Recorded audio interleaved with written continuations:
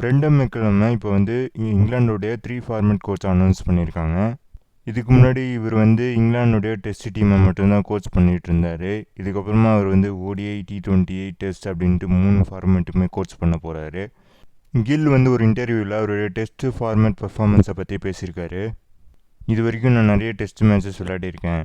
அந்த டெஸ்ட் பர்ஃபார்மன்ஸ்லாம் என்னோடய எக்ஸ்பெக்டேஷனுக்கு மேட்சே ஆகலை. இதுக்கப்புறம் வரப்போகிற சீசனில் இந்தியன் டீம் வந்து 10 டெஸ்ட் மேட்சஸ் விளையாட போகுது. அந்த 10 டெஸ்ட் மேட்சஸ் முடிஞ்சதுக்கப்புறம் என் எக்ஸ்பெக்டேஷன்லாம் மேட்ச் ஆகும்னு நினைக்கிறேன். டிஃபென்ஸில் நிறைய ஒர்க் பண்ணியிருக்கேன், ஸ்பின்னர்ஸ் அகெயின்ஸ்டா அப்படின்னு சொல்லியிருக்காரு. ராஜஸ்தான் ராயல்ஸோட நியூ ஹெட் கோச்சாக இப்போ ராகுல் டிராவிட் அவர்களை அப்பாயின்ட் பண்ண போகிறதா நியூஸ் வந்திருக்கு.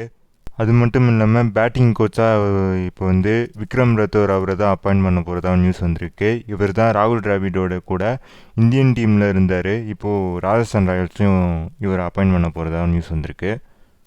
இந்தியா வர்சஸ் பங்களாதேஷ் 2 மேட்ச் கொண்ட டெஸ்ட் சீரீஸ்க்கான ஸ்குவாட், இந்தியன் டீமோட ஸ்குவாட் நெக்ஸ்ட் வீக்குள்ள அனௌன்ஸ் பண்ணிடுவாங்க அப்படின்ட்டு நியூஸ் வந்திருக்கு. அதாவது துலீப் டிராஃபி நாளைக்கு ஆரம்பிக்க போகுது.